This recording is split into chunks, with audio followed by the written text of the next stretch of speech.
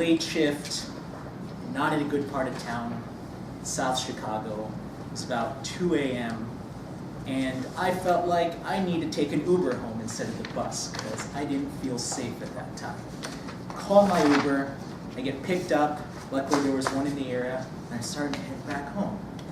And just like how in any Uber ride that you may have had, where your driver likes to conversate with you, he starts to bring up an interesting conversation about how the moon landing never happened. And at 2 a.m., that was the last conversation that I wanted to do. And all of a sudden, I didn't feel so safe anymore. How can you make a living driving other people safely when you don't believe that the moon landing actually happened? How would you feel if your Uber driver had a tinfoil hat on his head when you pulled up? Wouldn't feel very safe, would you? That's kind of how I was feeling. So, it's a conversation I did not want to get into. It was, unfortunately, you know how these people are. They kind of force it upon you against your will.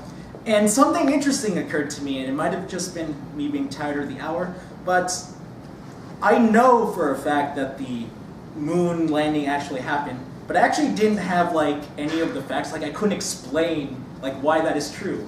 Maggie, if I asked you how can you be sure that the moon landing actually happened, would you be able to tell me anything about that?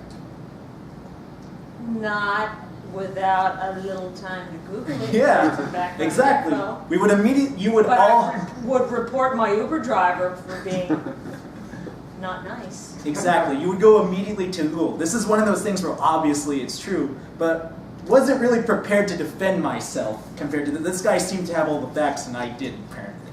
So, my fellow Toastmasters and honored guests, tonight you will learn why the moon landing actually did happen and how to effectively protect yourself against conspiracy theories. All right. Now you may be thinking, obviously the moon did land, and I did do my research, and I was surprised to find the answer. And what I found, to my great surprise, is he was wrong. He was horribly wrong. Of course it did happen, but now I know how it happened, and you will too. First, some common objections you may have from moon landing deniers. It was done in a studio. How can the lighting be that bright? Well, forensic light scientists who can analyze the refraction of light, I'm sorry I don't have it in color, but there is the original photo is in color. How you can tell that this is a true photo of being on the moon is if you notice how the shadows are all parallel to each other. You see that? They're all straight in the one direction. And that is only because the light source, aka the sun, is 93 million miles away. It causes all the shadows to become parallel. As opposed to these lights, which are pretty similar to studio lights, if you look at my shadows and the shadows in correlation in the room, they're divergent. There is no parallel between them, which is something you could not get with studio lights. In fact, it is so crazy, it was in 1969, it would have actually been cheaper to send astronauts to space than to make it in a studio, because the only light source that could do this on Earth is having high-powered lasers, like a wall of them, 1 million pixels crunched in together, shining up into a studio. And lasers in 1969 only shown in red, and they cost millions of dollars a piece. So literally coming up with the studio lighting to do this would have cost 100 times more than the Apollo space mission. Another thing that you might get for space deniers, or the moon landing, is that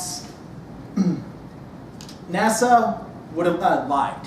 You know, even though CGI can do this lighting today, maybe they lied and like had the technology back then and just didn't tell anybody.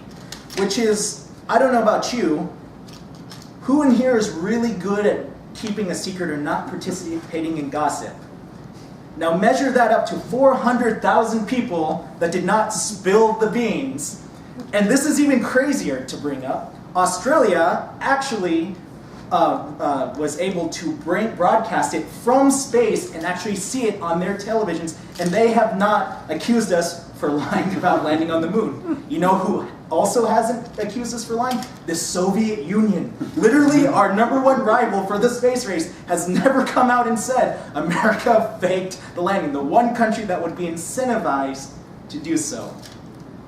And one last very important fact that one barrier you'll come across with these people too is, okay, what tangible proof? What actual proof can you point to that actually shows that a man landed on the moon? And there's actually an answer to this. The astronauts were very smart when they went up there. They put what's known as a retroreflector. Imagine a small to medium-sized like solar panel. And they literally planted it onto the surface of the moon, so any observatory on space and a telescope can shoot a laser and hit this retroreflector, and it will come back to you, which is completely empirical evidence to show that we actually have put something on the moon that can signal back to us. All right. So now that you are armed with your knowledge, I can't promise you'll convince these people, but now you're more educated.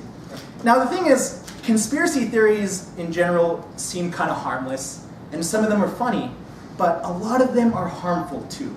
I mean, when you have something like Alex Jones saying that the Sandy Hook massacre was a bunch of crisis actors, and now the people who were victims of these families are being harassed and threatened with death threats. That's absolutely horrible. So it's important to be careful and to not spread misinformation. And I've come up with one good technique that debunks about 80 to 90% of all conspiracy theories you'll ever hear. And that is to ask yourself the question, does this affect really wealthy and powerful people? Let's apply it now. Chemtrails. Do you know what a chemtrail is? Yes. Have you heard of a chemtrail, Tim? No.